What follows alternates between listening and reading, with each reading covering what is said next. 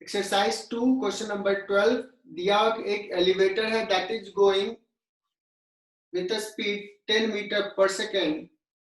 A ball is thrown with a speed 30 meter per second.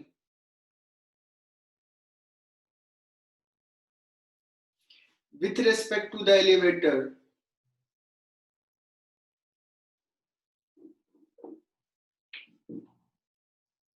with respect to elevator,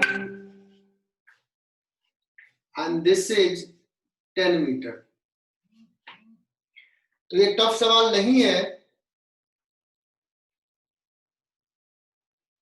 तो हम लोग इसमें क्या क्या कह सकते हैं।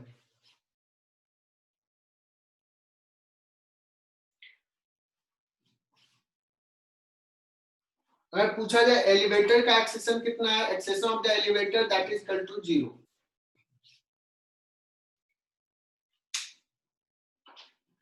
So if you study in the elevator frame, elevator के रेस्पेक्ट में 30 से थ्रो किया तो ऐसे जाएगा, एलिवेटर के रेस्पेक्ट में ऐसे आ जाएगा, एलिवेटर के रेस्पेक्ट में।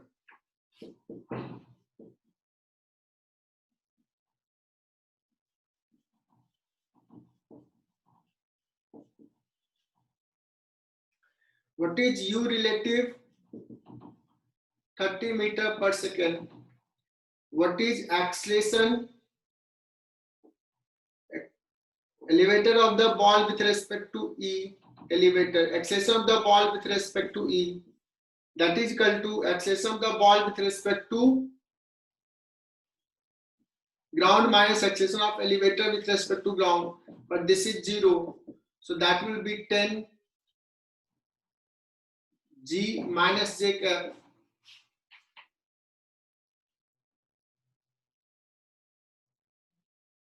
एक्सेलेरेशन चूंकि इसका लिफ्ट का 0 है, तो आई होप कि यहां तक सबको समझ में आ गया होगा। अगर पूछा जाए कितने टाइम में वापस आएगा, टाइम ऑफ फ्लाइट, तो कहोगे सिंपल सा क्या हो जाएगा, 2 acceleration velocity initial velocity of ball with respect to elevator upon g हो जाएगा, बिकॉज ये g है।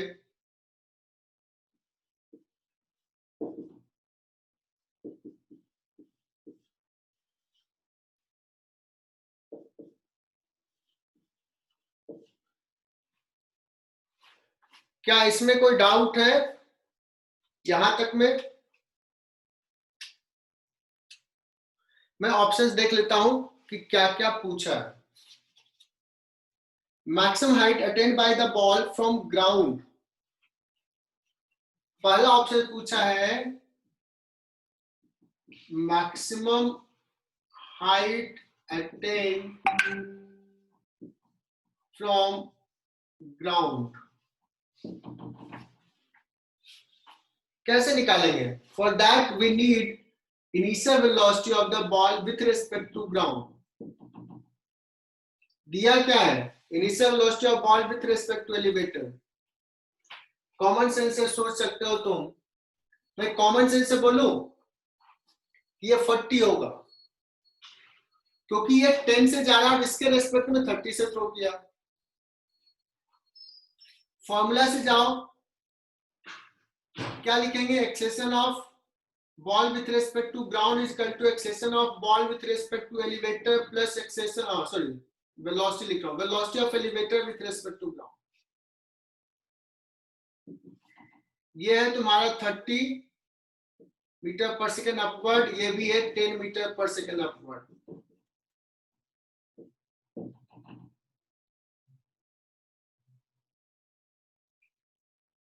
ठीक है, अब ये मैक्सिमम हाइट पे कितने टाइम में पहुंचेगा? ये मैक्सिमम हाइट पे अगर 40 मीटर पर सेकेंड है तो time to reach at maximum height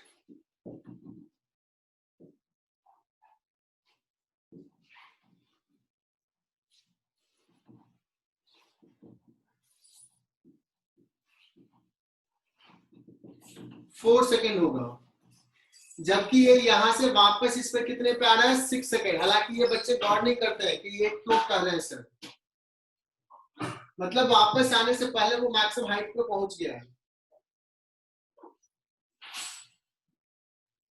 maximum height होगा कितना, h equal to 40 square u square upon 2 into जी 10, कितना आ जाएगा 40 into 40 divide by 20, 80 metre. Initially कितना था 10 मीटर पे था, तो ग्राउंड से कितना जाएगा 90 मीटर। तो फर्स्ट स्टेटमेंट इज करेक्ट। सबके पास बुकलेट होगा। अब देखें कि क्या वो फर्स्ट स्टेटमेंट सॉल्व हुआ क्या।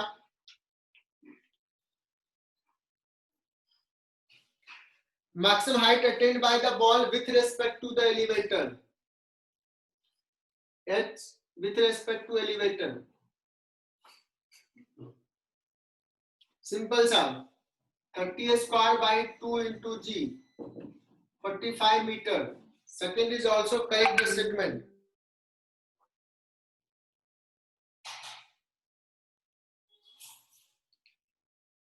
थर्ड छोड़ते हैं, पहले फोर्थ देखते हैं।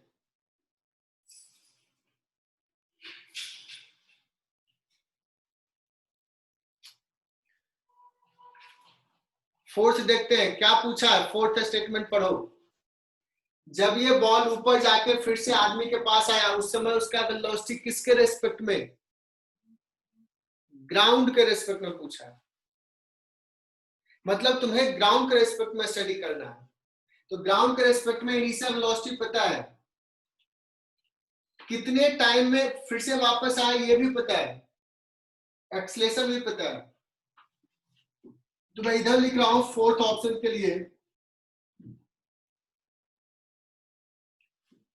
Velocity of ball with respect to ground when it returned back to boy hand। So ये सवाल ये बता रहा है कि अभी हमें ग्राउंड के रेस्पेक्ट में स्टडी करना है। So v is equal to u plus 80। v पूछा है, u कितना है 40 है ग्राउंड के रेस्पेक्ट में, प्लस a कितना है -10, t कितना है 6, दैट इज इक्वल टू -20। -20 का मतलब नीचे जा रहा होगा।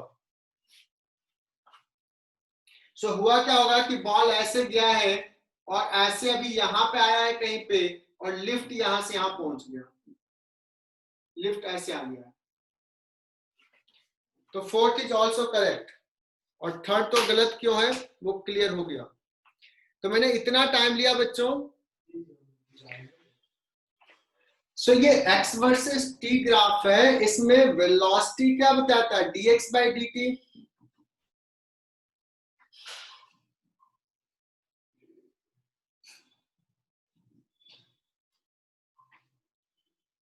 क्या मैं बता सकता हूं यहां से कि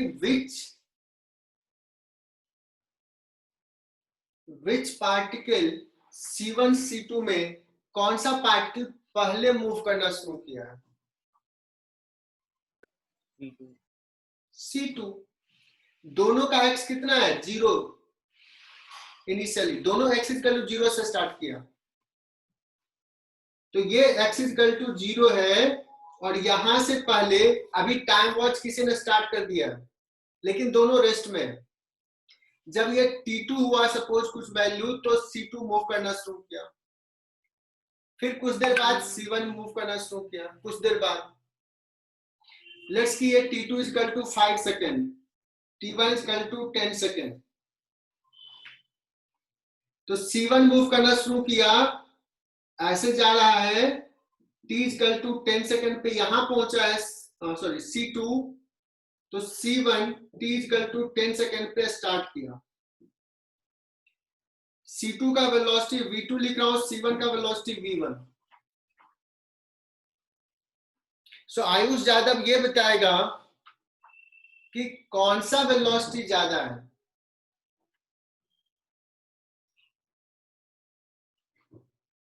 C1 का कि C2 का?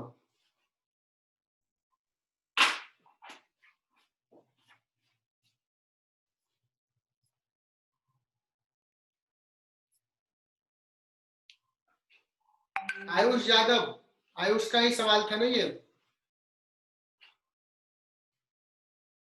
चलो मैं दूसरे से पूछ लेता हूँ। लोकेशा, V1 ज्यादा है या V2 ज्यादा है? C1 sir, V1। बिकॉज इसका स्लोप ज्यादा है, ये θ1 ये θ2। सो क्या होगा, इसका वेलोसिटी ज्यादा दिख रहा है तो कुछ देर बाद ये देखो कैच कर लिया है।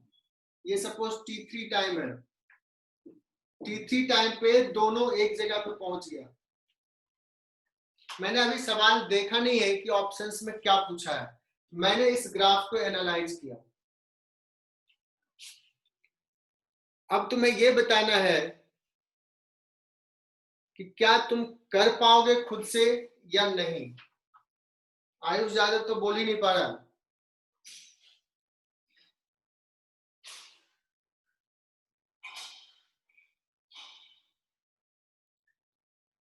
पूछा है किसके बारे में? Relative velocity.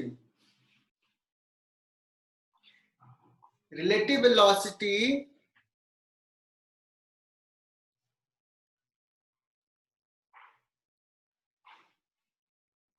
किस टाइम के लिए पूछ रहा है? कुछ कह रहा है कि ये इंक्रीज होगा डिक्रीज होगा ऐसे, बट वो दिया है कि कब से लेना है, जब दोनों ने मूव करना शुरू कर दिया। जब दोनों ने मूव करना शुरू किया तो दोनों का वेलोसिटी कांस्टेंट है।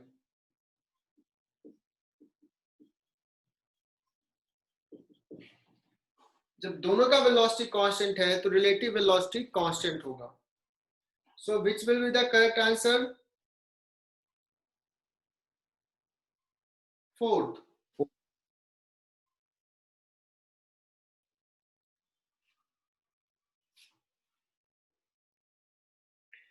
तो एक्सरसाइज 2 का क्वेश्चन नंबर 7 ले रहे हैं जो विराज ने पूछा है। V और V, मान लो इसको क्रॉस करने के लिए कितना डिस्टेंस चलना पड़ेगा? ये पॉइंट को यहां आना पड़ेगा, ऐसे रिलेटिव में देख लो, जो भी डिस्टेंस चलना पड़ेगा L। ठीक है,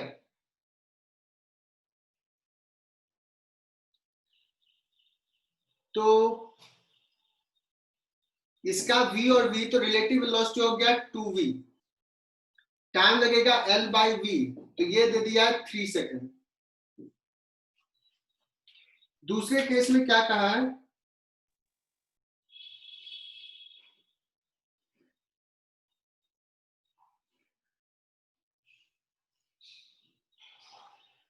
कह रहा है कि सेकेंड केस में क्या है, दोनों सेम डायरेक्शन में चल रहा है और एक का वेलोसिटी v है और एक का वेलोसिटी 50% बढ़ा दिया, क्योंकि दोनों का शुरुआत में सेम लिया है। तो ये हो गया 50% बढ़ा दिया, मतलब 3v/2। तो L चलने में कितना टाइम लगेगा? तो रिलेटिव वेलोसिटी अभी हो जाएगा v/2, यहाँ पे 2v अब हो जाएगा v/2। कैसे आएगा पता है? सो time t' will be L/v/2, 2L/v। यहां से देखो L/v कितना है? 6, 12 सेकेंड है क्या आंसर? Next is 10th। देखते हैं 10th क्यों परेशान किया जानवी को। सर उसका आंसर 15 सेकेंड था। किसका आंसर? पीछे दिया है अच्छा, क्वेश्चन नंबर 7। हाँ एक्चुअली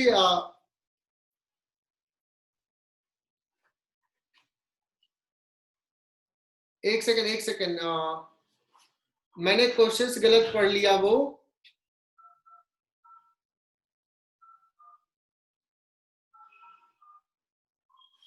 हमने ये सवाल गलत पढ़ लिया था, ऊपर फिर से मैं कर रहा हूं।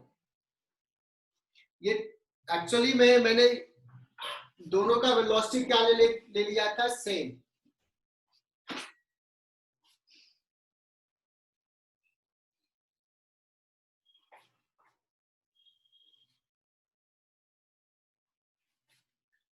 मैंने दूसरा लाइन पढ़ा ही नहीं। Two identical train takes 3 second to pass one another when going in opposite direction. तो आइडेंटिकल लिया था तो मुझे लगा कि ये सेम दे दिया, तो ये V1 और V2 है। सो V1 प्लस V2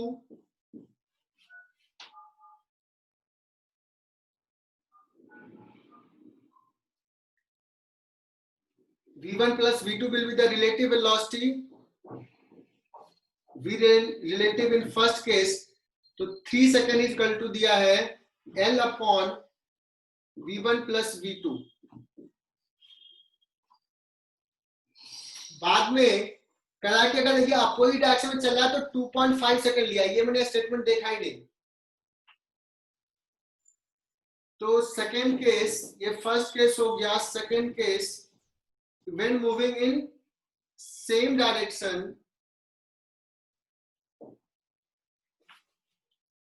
अगर ये सेम डायरेक्शन में जा रहा है तो ये सपोज V1 है, ये सपोज V2 है, एंड अब किसका वेलोसिटी बाद में बढ़ाया नहीं पता, तो मैं ऐसे लिख लेता हूं कि रिलेटिव वेलोसिटी हो जाएगा V1 माइनस V2 और 2.5 सेकेंड इज इक्वल टू लिखेंगे L upon V1 minus V2।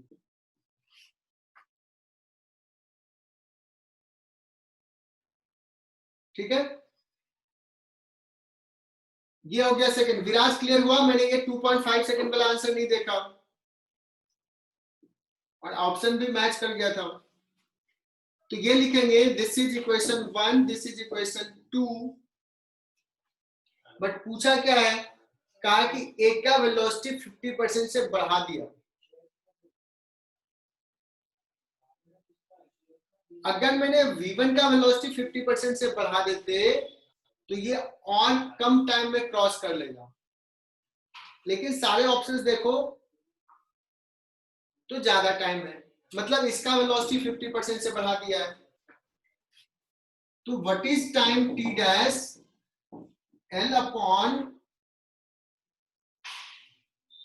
V1 और इसका वेलोसिटी हो गया 2v2, सॉरी 2v2 नहीं, 50% से बढ़ाया 3v2 by 2, ये निकालना है। तो ये इक्वेशन 1, 2 एंड 3।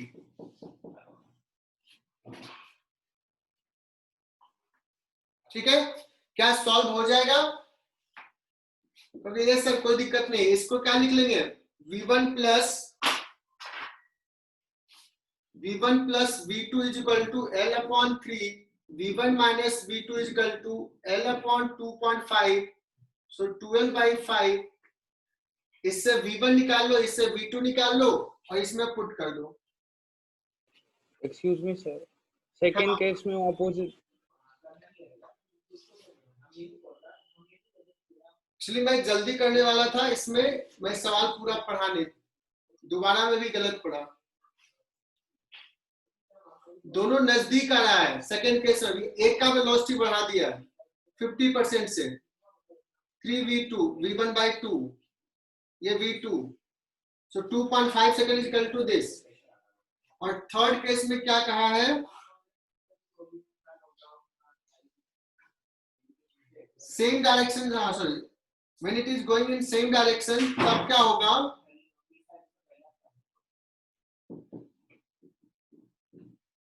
ये टी डैश पूछ रहा। चलो अब तो क्लियर हुआ, समझ में आ गया कि नहीं आ गया?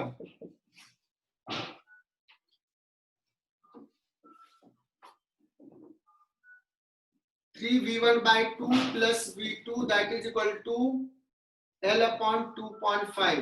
यहां से V1 निकालो, V2 निकालो, इसका वैल्यू पुट कर दो, कैलकुलेट कर दो, पा रहा है कि नहीं?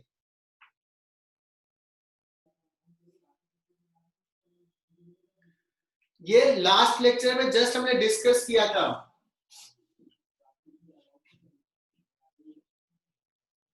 ये R1, ये पॉइंट R2, ये V1, ये V2। तो हमने क्या कहा था कि अगर कोलाइड करना है तो एक के रिस्पेक्ट में दूसरे को स्टडी करो, तो relative velocity of two with respect to one should be parallel to relative velocity of position vector of two with respect to one. ये मैंने कहा था। मतलब इसको क्या दिखना चाहिए कि इसका वेलोसिटी इधर होना चाहिए, मतलब R21 के जस्ट अपोजिट। तो इस डायरेक्शन का यूनिट वेक्टर इधर होगा, तो V2 माइनस V1 इस डायरेक्शन का unit vector divided by V2 minus V1 का मॉड, ये इस डायरेक्शन का यूनिट वेक्टर हो गया, that is equal to R21 इस डायरेक्शन का वेक्टर है, R2 माइनस R1 इधर डायरेक्शन हुआ, मुझे ये डायरेक्शन चाहिए,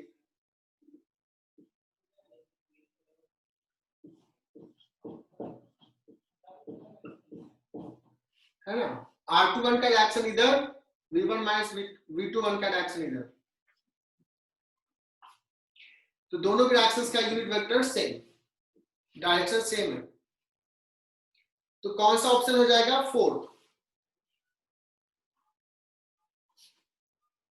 यही कहा था ना, ये दोनों पैरेलल होना चाहिए और जस्ट अपोजिट है, बिकॉज इसको दिखेगा पोजीशन वेक्टर ये है, वेलोसिटी इधर है, इसलिए देखो मैंने यहाँ पे माइनस उल्टा कर दिया। आयुष यादव क्लियर हुआ क्या?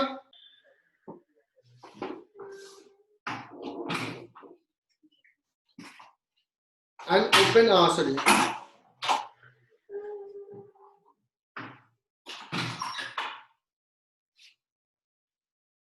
when B catches C, the separation between A and C becomes 3D. Then a speed of B will be. So इसका स्पीड u है, इसको कैच कर रहा है, u certainly 10 से तो ज्यादा होना होगा। मेरे तरफ का नेट दिखा रहा अनस्टेबल, ऐसा कैसे?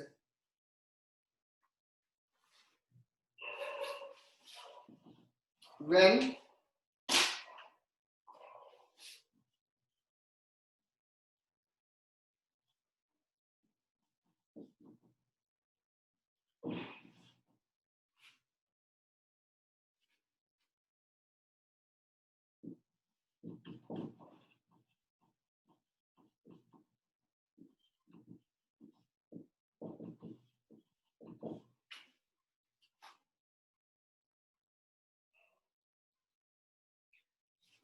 तो v का वेलोसिटी u है, इसका 10 है, तो what is relative velocity? u minus 10।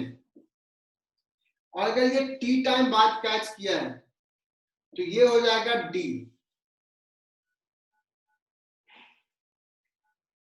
अब कह रहा है कि उस t टाइम में इसका और इसके बीच का डिस्टेंस कितना हो जाएगा, तो इसके रेस्पेक्ट में ये 5 मीटर पर सेकंड से दूर जाएगा, तो 5 into t that is equal to 3d। Divide कर दो, u minus 10 upon 5 that is equal to 1/3, that means u is equal to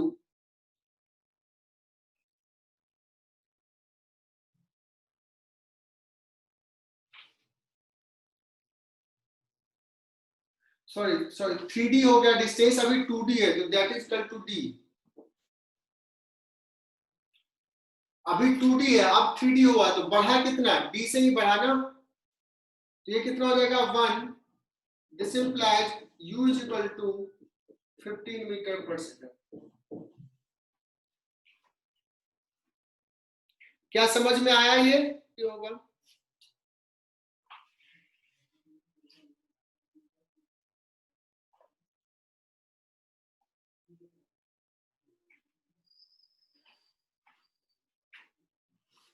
body is at rest at x is equal to 0, at t is equal to 0.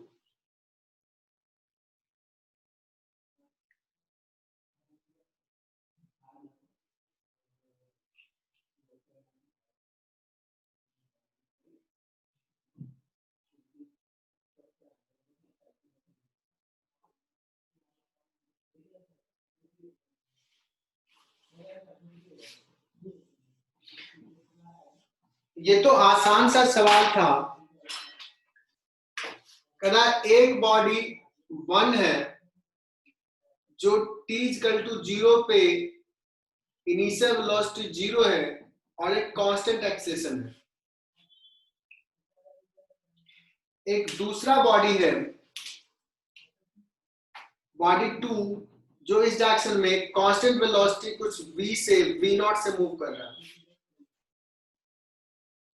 इसके positions को किसी time पे लिखेंगे x1t और इसके positions को लिखेंगे x2t किसी टाइम पे।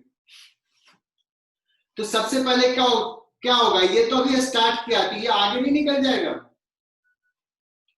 पूछा x1t माइनस x2t का ग्राफ। x1t माइनस x2t ज्यादा होगा, x1t कम होगा, तो ये निगेटिव होगा। ये क्लियर है? तुम कॉमन सेंस से भी बता सकते हो कि पहले ये क्या होगा, निगेटिव होगा, दोनों के बीच का डिस्टेंस बढ़ेगा, x2t ज्यादा होगा, x1t कम होगा।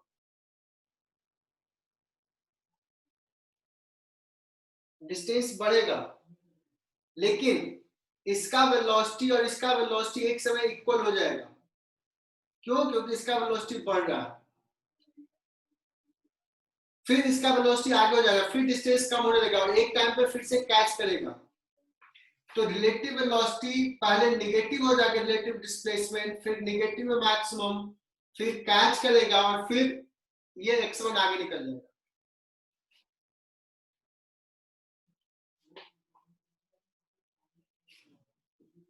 अगर नहीं समझ में आ रहा है तो मैं x1 को लिख लूंगा हाफ a_t² और x2 को लिखूंगा v0t। So this is x1t minus x2t, यही y है।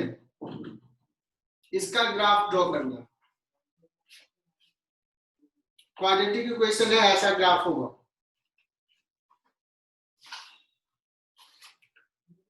सो प्रिया पाटिल, क्लियर हुआ क्या? ये थोड़ा कॉमन सेंस से करो।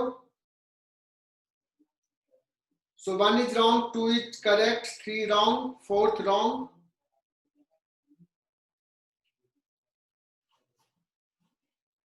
आंसर 3 दिया है।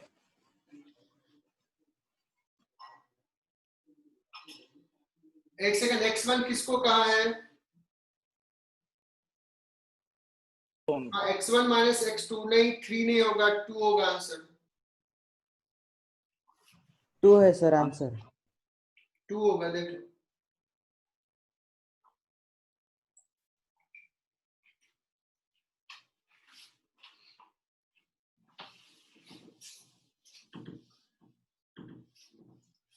नेक्स्ट सवाल सेकंड।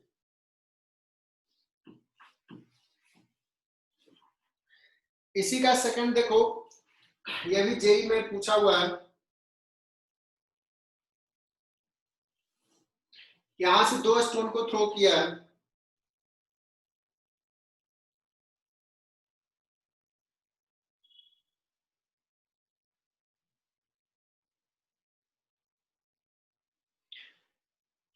एक को थ्रो किया 10 मीटर पर सेकंड से और दूसरे को थ्रो किया 40 मीटर पर सेकंड से।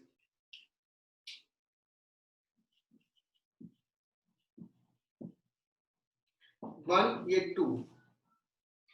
पूछा क्या है?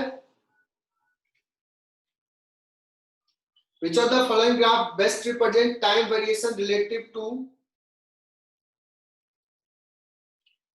time variation of relative position of second stone with respect to first?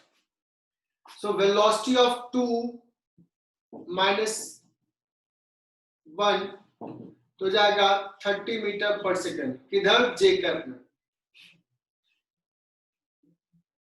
What is acceleration, 0 आ जाएगा, रिलेटिव एक्सेलेरेशन दोनों का जी है डाउनवर्ड। तो 1 से देखेंगे 2 को तो क्या दिखेगा, 30 मीटर से ऊपर जा रहा है, कांस्टेंट वेलोसिटी जा रहा है, तो पोजीशन कंटिन्यूअसली क्या होगा, इंक्रीज करेगा।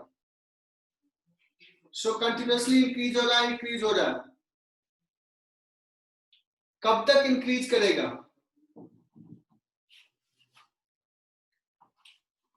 तो प्रैक्टिकली बताता हूं क्या होगा। 10 मीटर वाला ऐसे जाके ऐसे आ जाएगा, हिट करेगा।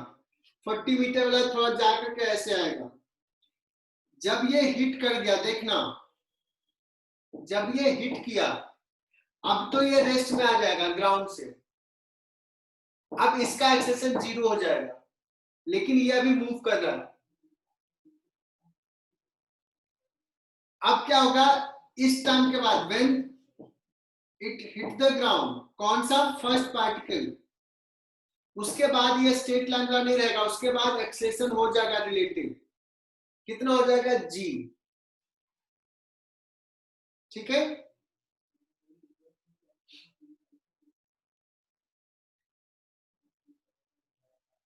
तो जी किधर होगा, डाउनवर्ड डायरेक्शन में। तो हम लोग क्या करते हैं कि कितने टाइम में हिट करेगा वो देखते हैं। इसमें सारे सवाल में ना 8 सेकंड दे दिया, 8 सेकंड पे हिट करा, मुझे चेक करने की जरूरत नहीं है। और 8 सेकंड पे जब हिट किया तो इसका जो वेलोसिटी रहेगा वो वेलोसिटी क्या हो जाएगा,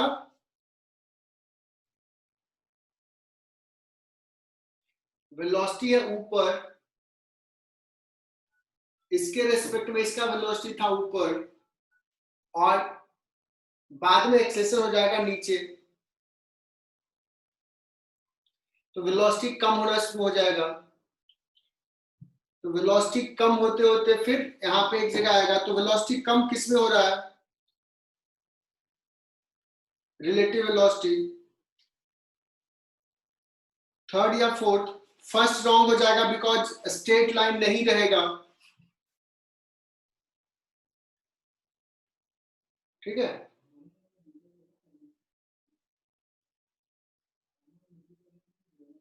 सो fourth will be the correct answer. कहोगे सर फोर्थ क्यों, इसके बाद जो होगा वो स्ट्रेट लाइन तो नहीं रहेगा, कब ये रहेगा, सर थर्ड होगा। Sir right answer third. Third and fourth में हमें डिसाइड करना है ना, तो कहीं कैसे डिसाइड करें थर्ड एंड फोर्थ में। ठीक है, रिलेटिव वेलोसिटी, तो इसका वेलोसिटी क्या दिखेगा, ये जब रुक गया ये सडनली कोलाइड करेगा, हाँ इसका सडनली कोलिजन होगा, और तब तक इसका कुछ वेलोसिटी होगा नीचे, वो चेक कर लोगे 8 सेकंड पे इसका वेलोसिटी क्या होगा, नीचे ही रहेगा। तो ये रेस्ट में आ गया, अब रिलेटिव वेलोसिटी किधर दिखेगा, नीचे, और एक्सेलेरेशन भी किधर है, नीचे, सॉरी, तो वेलोसिटी क्या होगा, बढ़ेगा। ये रुक गया ना, कोलाइड करने के बाद रुक गया, तो आफ्टर कोलिजन इसके रेस्पेक्ट में इसका वेलोसिटी नीचे और एक्सेलेरेशन भी जी नीचे, इसलिए वेलोसिटी इंक्रीज करेगा। सो वेलोसिटी इंक्रीज कैसे होगा, देखो ये वाला ग्राफ होगा तो इंक्रीज करना। तो कौन सा सवाल होगा, थर्ड एंड फोर्थ में, third will be the correct answer.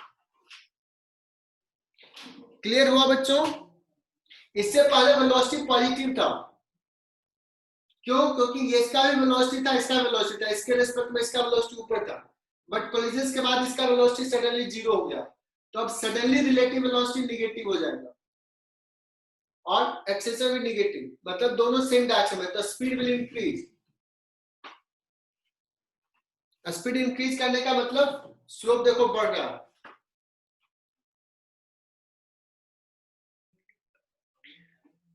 सो आज हम लोग नया टॉपिक स्टार्ट कर रहे हैं, और ये टॉपिक ऑनवर्ड्स तुम्हें फिजिक्स में इंटरेस्ट आएगा, ये मेरा वादा है, लेकिन उसके लिए थोड़ा सा तुम्हें सिंसियर रहना होगा। हालांकि 11th थोड़ा टफ है, इसको बोलते हैं मैकेनिक्स, न्यूटोनियन मैकेनिक्स, जहां पे न्यूटन्स लॉ लगता है। तो आज हम लोग Newton's law of motion start करने वाले हैं। आज तो कुछ बहुत ज्यादा नहीं होगा, तो जस्ट मैं ब्रीफ दूंगा और नेक्स्ट क्लास ऑनवर्ड जो चीजें होगी वो बहुत इंपॉर्टेंट होगी, कोई भी बच्चा मिस नहीं करेगा। और यहां से नहीं समझ में आए तो बताना है कि नहीं समझ में आ रहा। काइनेमेटिक्स थोड़ा टफ हो जाता है क्योंकि सडनली लेवल बढ़ जाता है, बहुत सारे कॉन्सेप्ट होते हैं इसमें, है ना। लेकिन अब सिस्टमेटिक तरीके से आगे बढ़ते जाएगा, हमारा लेवल धीरे धीरे बढ़ते ही जाएगा।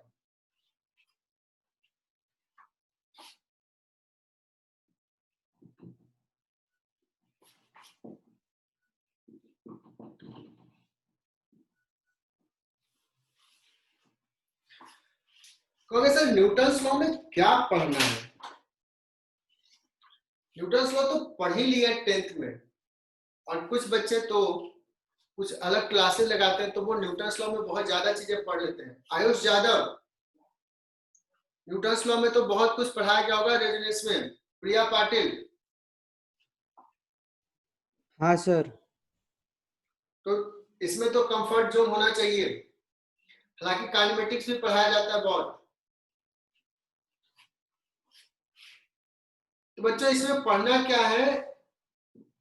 न्यूटन्स लॉज ऑफ मोशन कितने हैं?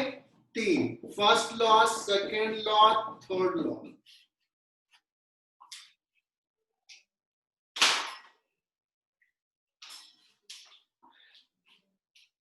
और सर्टेनली मैं ये 3 लॉ बता दूं और कहूं कि हाँ हो गया हमारा Newton's law, this is not the case. यहाँ पे बहुत सारे सवाल होंगे, इसका एप्लीकेशंस पार्ट पे फोकस होगा। और बच्चों मैं फिर से कह रहा हूं कि थोड़ा सा सिंसियरली तुमने देखना शुरू कर दिया, बहुत मजा आएगा, इंटरेस्ट जग जाएगा इसमें, फिजिक्स में। विजुलाइज करने की कोशिश करना, एंड इसी के बेस पे फिर आगे की सारी चीजें होंगी। तो न्यूटन्स लॉ का एप्लीकेशंस आगे के हर चैप्टर में आएगा, तो ये स्ट्रॉन्ग होना तो बहुत जरूरी है। काइनेमेटिक्स बहुत ज्यादा जरूरी नहीं है स्ट्रॉन्ग होना, क्योंकि काइनेमेटिक्स में थोड़ा सा बेसिक्स क्लियर है, S equal to UT plus half A T square और कैलकुलस वाला छोटा सा पार्ट, तो ये चल जाएगा। लेकिन ये कमजोर रहेगा तो आगे हमेशा दिक्कत हो। सर इसके लिए पहले से मुझे क्या जानने की जरूरत है? तो वो मुझे सिर्फ एक चीज तुमसे रिक्वायरमेंट होगा, तुमने वेक्टर में रिजोल्यूशन ऑफ वेक्टर जो पढ़ाया था वो अच्छे से आना चाहिए, और वो कुछ है नहीं। वेक्टर में हम लोग काइनेमेटिक्स में भी रिजोल्यूशन ऑफ वेक्टर करवा रहे थे। एक बार और बताता हूं कि इसमें मुझे सिर्फ ये चाहिए, ये वेक्टर है।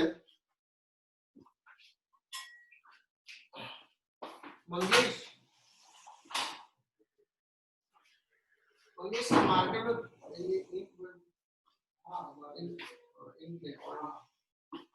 ये भी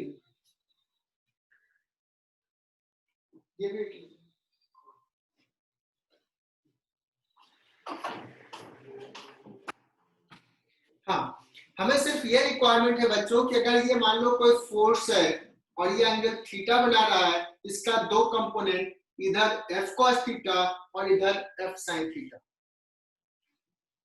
ये सबको आना चाहिए। और जिसको नहीं आएगा तो बहुत डांट पड़ेगी। देखो ये marker F cos theta, F sine theta, इसको बोलते हैं रिजोल्यूशन ऑफ वेक्टर। इतना तक सिर्फ यही मुझे चाहिए, मैं बहुत ज्यादा उम्मीद तुमसे नहीं लगा रहा हूं।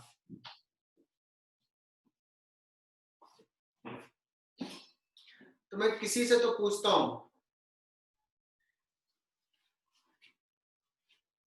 प्रिशा क्या न्यूटन्स फर्स्ट लॉ स्टेट कर सकती हो?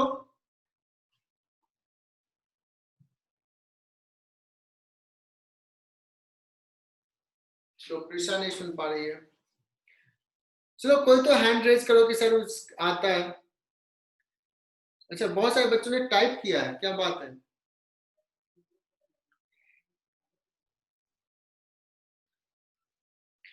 इनर्शिया किसी ने बताया। आयुष यादव ने बहुत अच्छे से लिख के भेजा है। Everybody continues in its state of rest or uniform motion in a straight line unless it is compelled by some external force to change that state.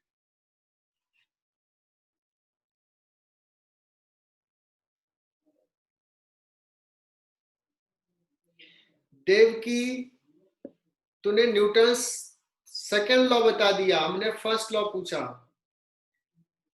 A body is continued to be in a state of uniform motion or rest unless a force acts on it. बहुत बढ़िया प्रिया। Every object remains in rest until an external force is applied. Sneha, थोड़ा सा गड़बड़ हो गया तुम्हारा।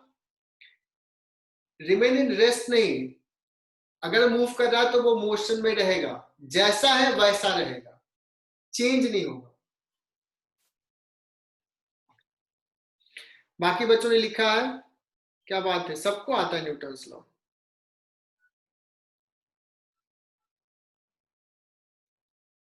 वैभव ने अभी आंसर किया, प्रथमेश,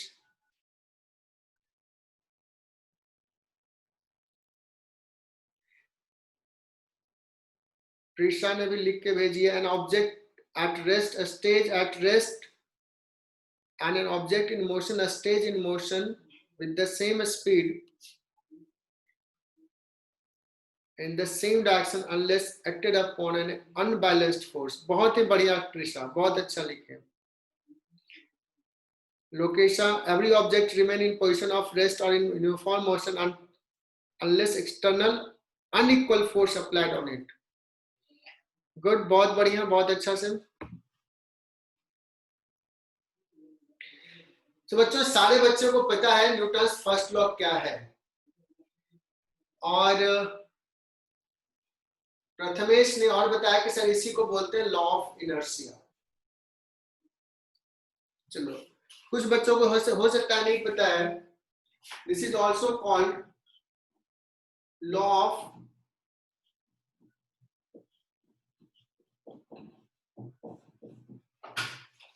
इनर्शिया। मीन्स चेंज को रेसिस्ट करना।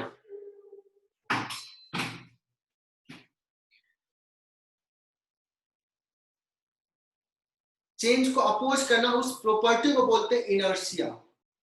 और सब में inertia, this is natural thing. तुम में भी इनर्शिया का प्रॉपर्टीज है। तुम पढ़ते नहीं हो, हम कितना भी कहते हैं आप पढ़ लो, तुम्हें नहीं पढ़ने का मन है, नहीं पढ़ते हो। तो कोई भी चेंज, इनफैक्ट कोई सिस्टम में भी चेंज होता है ना, तो उसको अपोज करता है। This is law of nature. तो इसी को बोलते हैं इनर्शिया प्रॉपर्टी। जैसे तुम बैठे हो, लगता है चलो बैठे ही रहते हैं, कौन उठ के जाता है ना। तो इनर्शिया का मतलब होता है रेसिस्ट टू चेंज। चेंज तभी होगा जब कुछ एक्सटर्नल फैक्टर आएगा।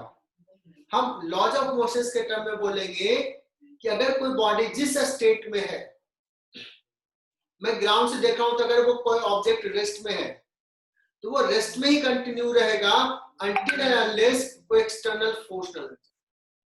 बहुत बच्चों ने कहा कि until and unless unequal unbalanced force, एकदम सही कहा, अनबैलेंस्ड फोर्स लगना चाहिए, तभी वो उसके मोशंस को, उसके स्टेट में चेंज आएगा। तो हम सिंपल सा स्टेटमेंट बोलूं, सिंपल सा, कि Newton's first law says that कि अगर बॉडी पे नेट फोर्स जीरो है, नेट एक्सटर्नल फोर्स जीरो है बॉडी पे, तो तुम कह रहे हो कि बॉडी का स्टेट ऑफ मोशन बॉडी का स्टेट चेंज नहीं होगा। मतलब उसका जो भी स्टेट वही रहेगा, वेलोसिटी अगर है तो वही वेलोसिटी रहेगा, वेलोसिटी में चेंज नहीं होगा। और वेलोसिटी में चेंज होता है उसी को बोलते हैं एक्सेलरेशन। तो कहेंगे कि एक्सेलरेशन विल बी 0। क्या मैं तुम्हारे स्टेटमेंट जो इतना बड़ा लिखा उसको मैं शॉर्ट में अगर लिखूं तो इतना लिख सकता हूं, if net force on a body, net external force on a body 0, then acceleration of the body will also be 0। यही तो न्यूटन्स फर्स्ट लॉ तुम लोगों ने मेंशन किया।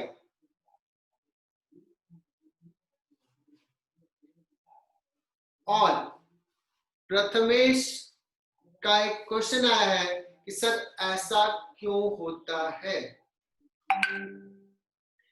Prathamesh, this is called law। law is, इसका प्रूफ कुछ नहीं होता है, इसका प्रूफ होता है एक्सपेरिमेंटल प्रूफ। ये होता है, ये फैक्ट है, this is fact, this is law of nature. ऐसा होता है ना, ऐसा एग्जिस्ट कर रहा है, इसको हमने मान लिया, उसके बाद आगे बढ़ते हैं। तो लॉ का कोई प्रूफ नहीं होगा, उसका प्रूफ क्या है, एक्सपेरिमेंटल प्रूफ है। एनी लॉ, जिसको लॉ कहेंगे, न्यूटन्स लॉ, चाहे कोई भी और law, gravitation, law of gravitation, तो जो लॉ है उसका प्रूफ क्या होगा, उसको कोई डिराइव करके प्रूफ नहीं करेगा, दिस ऐसा होता है, this is the fact.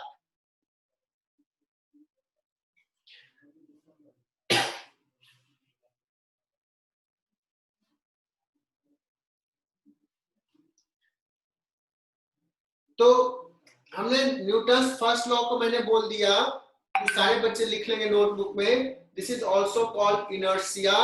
Inertia का मीनिंग होता है, इनर्शिया का मतलब रेसिस्ट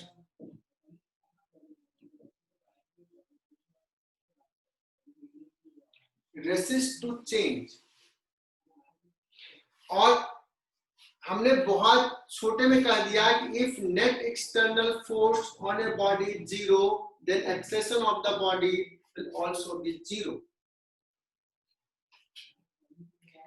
लेकिन ये 10 तक में समझा दिया, एक्सेलेरेशन 0 है। लेकिन अभी अभी काइनेमेटिक्स हम लोगों ने पढ़ा है बच्चों, काइनेमेटिक्स में ये पढ़ा कि एक्सेलेरेशन किसी बॉडी का उस पर डिपेंड करता है कि हम किस फ्रेम से देख रहे हैं। जैसे मैं कहूं कि ये ऑब्जेक्ट है, ये ऑब्जेक्ट अभी रेस्ट में है, इसका एक्सेलेरेशन मुझे 0 दिख रहा है 0। लेकिन सोचो एक कार इधर से एक्सलेट करके इधर जा रही है, एक्सलेटेड कार है, उस कार के फ्रेम से अगर मैं इसको देखूं तो वो कार के फ्रेम में ये इधर मूव करके दिखेगा, एक्सेलेरेशन दिखेगा। तो जो एक्सेलरेशन है, एक्सेलरेशन इज फ्रेम डिपेंडेंट।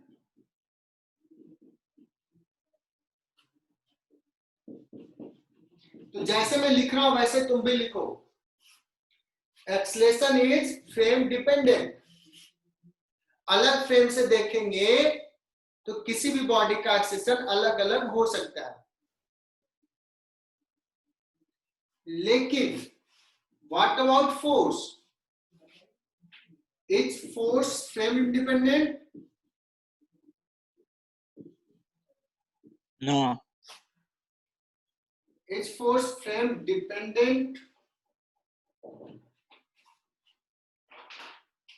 कहोगे no, this force is frame independent. ये मैं बता रहा हूं, मतलब इसका मीनिंग समझना। आज का क्लास का जो हम न्यूटन्स लॉ स्टार्ट किए हैं उसमें आज सिर्फ ये सीख जाओ कि अगर हम फोर्स की बात करते हैं, जैसे ये ब्लॉक है, इस पे ग्रेविटी का फोर्स mg लग रहा है। mg कौन लगा रहा है? अर्थ पुल कर रहा है इस ब्लॉक को। तो जो mg का फोर्स है, मैं किसी भी फ्रेम से देखूंगा तो अर्थ इस पे mg मैग्नीट्यूड का, जो भी मान लो सपोज ये 10 न्यूटन है, तो 10 न्यूटन का फोर्स लगा रहा है, डाउनवर्ड डायरेक्शन में लगा रहा है। चाहे मैं कार के फ्रेम से देखूं, चाहे मैं एलिवेटर के फ्रेम से देखूं, चाहे मैं मून के फ्रेम से देखूं। मतलब अर्थ जो इस ब्लॉक पे फोर्स लगा रहा है mg, वो हर फ्रेम से वही मैग्नीट्यूड दिखेगा, वही डायरेक्शन दिखेगा। इसलिए मैंने कहा कि force is frame independent, but acceleration of a body is frame dependent. क्या ये सवाल क्लियर हुआ? मतलब ये कॉन्सेप्ट क्लियर हुआ?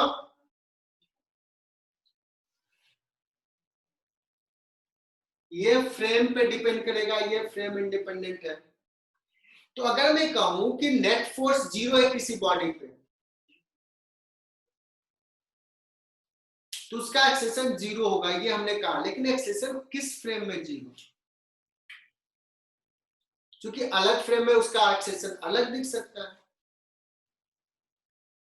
है ना। तो ये जो न्यूटन फर्स्ट लॉ हमने लिखा कि अगर नेट फोर्स 0 तो एक्सेलरेशन 0, ये किस फ्रेम की बात कर रहे हैं? क्या कोई बॉडी, अगर मान लो ये इसका एक्सेलरेशन मुझे 0 दिख रहा है, मैं ग्राउंड से देख रहा हूं, है ना, तो इस पे कहूंगा नेट फोर्स 0। क्या मैं सही बोल रहा हूं? ये कार एक ऐसे ही एक्सीलरेट कर रहा है, कार भी एक एक्सीलरेट कर रहा है, कार के साथ साथ दोनों का एक्सेलरेशन सेम है। कार वाला देखेगा इसका एक्सेलरेशन 0, तो क्या इस पे नेट फोर्स 0 है? नहीं। तो ये जो रिलेशन हमने लिखा, ये तो हर फ्रेम में वैलिड नहीं है, ये हर फ्रेम में वैलिड नहीं होगा। तो न्यूटन्स फर्स्ट लॉ जो है वो किस फ्रेम में वैलिड है? तो कॉमन सेंस तुम लोग कहोगे सर ग्राउंड का फ्रेम, अर्थ का फ्रेम। क्या कहोगे? कि अर्थ का फ्रेम। न्यूटन साहब ने, अब जो मैं पढ़ा रहा हूं ये तुम्हें 10th में नहीं पढ़ाया गया होगा, ये 11th में पढ़ रहे हो। न्यूटन साहब ने कहा कि there exist a frame.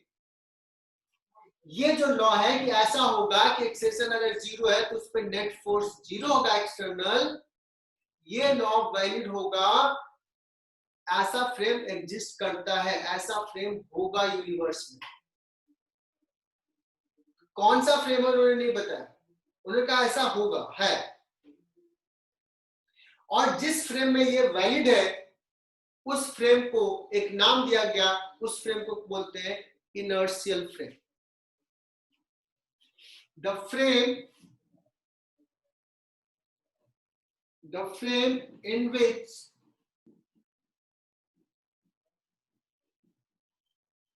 Newton's law is valid called inertial frame।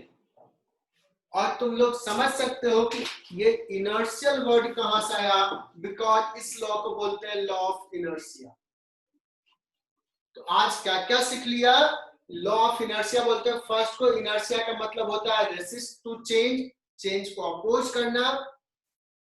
और न्यूटन ने जो ये कहा, ये हर फ्रेम में वैलिड नहीं है, देयर एग्जिस्ट सम फ्रेम जिसमें ये वैलिड है, और जिस फ्रेम में वैलिड है उसको मैं बोलता हूं, उसको नाम दिया गया है इनर्शियल फ्रेम।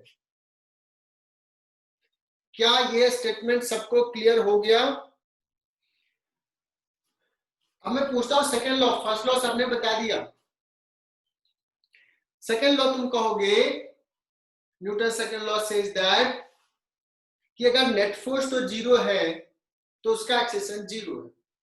लेकिन अगर नेट फोर्स हुआ, अगर अनबैलेंस्ड फोर्स हुआ तो क्या होगा? तो इट सेज दैट कि अगर अनबैलेंस्ड फोर्स है तो बॉडी का मोशन चेंज होगा, बॉडी का वेलोसिटी चेंज होगा। बॉडी का वेलोसिटी चेंज हुआ मतलब बॉडी में एक्सेलरेशन होगा। If there is a net force on a body, then the body will accelerate. And he says that on the experimental fact, the net force F is equal to m into A. So this is second law.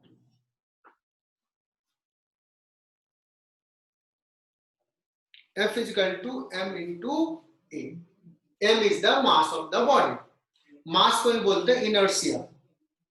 Because of the mass उसमें ये properties है, जिसका मास ज्यादा होगा उसके motions को change करना उतना मुश्किल होगा। So mass is related to inertia.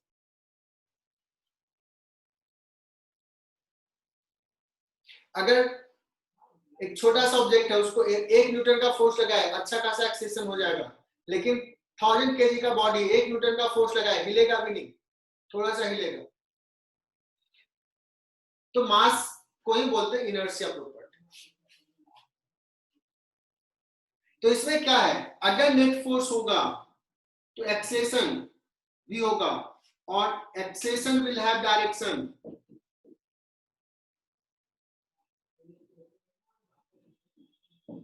Direction of acceleration will be same as direction of resultant force.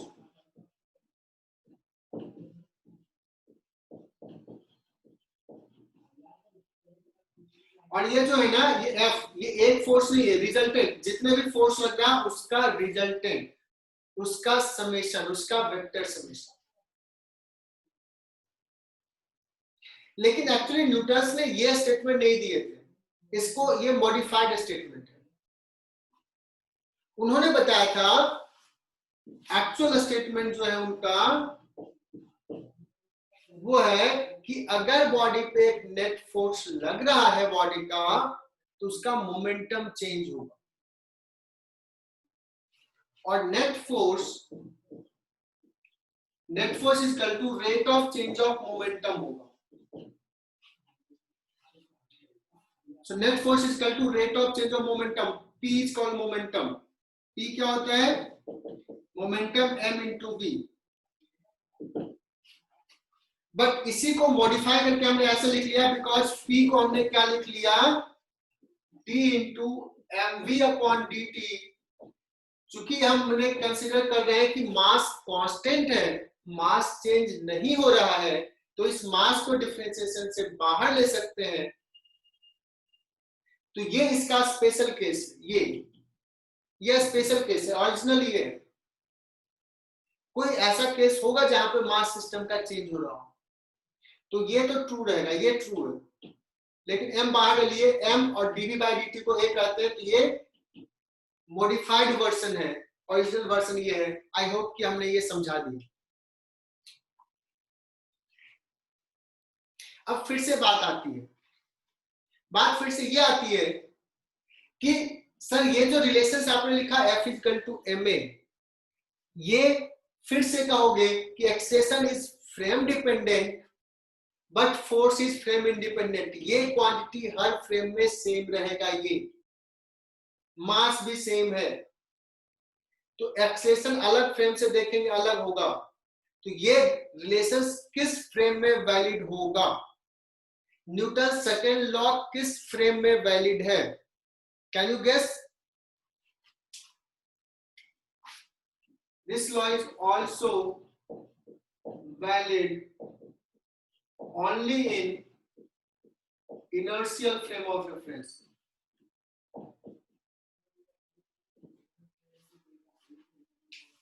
तो आज सिर्फ थ्योरी हमने डिस्कस किया,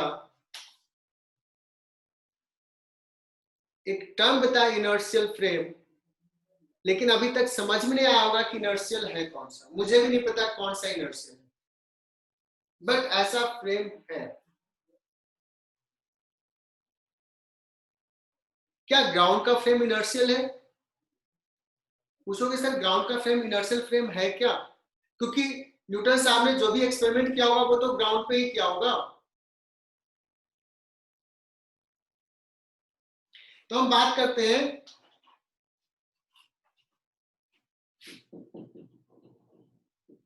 its ground frame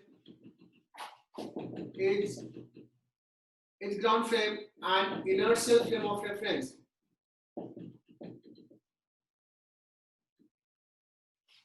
मैं कहूंगा नो। जैसे समझाऊंगा, हालांकि ये बहुत ज्यादा समझ में नहीं आएगा, मैं अभी सिर्फ बता देता हूं कि this is approximately inertial frame.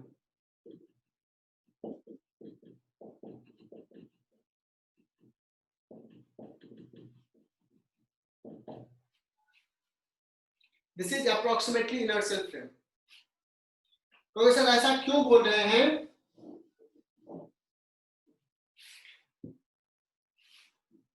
कोशिश करता हूं थोड़ा सा समझाने का कि ये अर्थ है। तुम्हें पता है कि earth is rotating about its own axis as well as earth is rotating about sun. तो एक्चुअली मैं अगर देखूं ग्राउंड का फ्रेम में एक ऑब्जेक्ट यहाँ पे है, इस पे एक फोर्स लग रहा है mg का, अर्थ पुल कर रहा है, यहाँ पे अर्थ का सरफेस लगा है एक नॉर्मल रिएक्शन। बताऊंगा नॉर्मल क्या होता है। मैं यहाँ पे बैठा हूं, मैं देख रहा हूं कि ये बॉडी रेस्ट में है, मैं तो देख रहा हूं, मैंने क्या देखा? एक्सेशन 0। मैं देख रहा हूं कि एक्सेशन 0 है। अगर मैं किसी तरीके से ये कैलकुलेट कर लिया कि mg कितना है बाय एनी टेक्निक, n कितना है, और ये दोनों का मैग्नीट्यूड एग्जैक्टली बराबर है, डायरेक्शन अपोजिट है, अगर हमने ये देखा तो नेट फोर्स 0 हो जाएगा। और अगर नेट फोर्स 0 हो गया, एक्सेशन तो मैं 0 देख ही रहा हूं, तो कहेंगे न्यूटन्स लॉ वैलिड है। तो मैं कहूंगा न्यूटन्स फर्स्ट लॉ वैलिड है, इसलिए ये फ्रेम इनर्शियल होगा। बट एक्चुअली में ये mg और n बराबर नहीं है, देयर इज सम डिफरेंस। तो इस बॉडी पे नेट फोर्स 0 नहीं है ना? mg minus n is not equal to 0,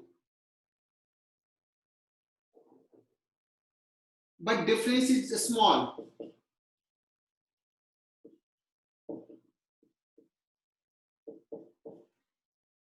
equal तो नहीं है, बट जो अलग है, मान लो कि ये 10 न्यूटन है mg, तो ये 9.99 न्यूटन है। मतलब डिफरेंस बहुत छोटा है। मतलब हम अप्रोक्सीमेटली कह सकते हैं कि इट्स पर नेट फोर्स 0 है, नॉट एग्जैक्टली 0, अप्रोक्सीमेटली 0। तो मैंने क्या देखा कि अप्रोक्सीमेटली इस पर नेट फोर्स 0 और हमें एक्सेशन 0 दिखा, मतलब लगभग न्यूटन्स फर्स्ट लॉ वैलिड है, इसलिए अर्थ को बोलते हैं अप्रोक्सीमेटली इनर्शियल फ्रेम। तो बच्चों ये नीट में सवाल आ सकता है, क्या अर्थ का फ्रेम इनर्शियल फ्रेम है? कहोगे कि no, it is approximately inertial frame of reference. तो एक फैक्ट तुमने जाना।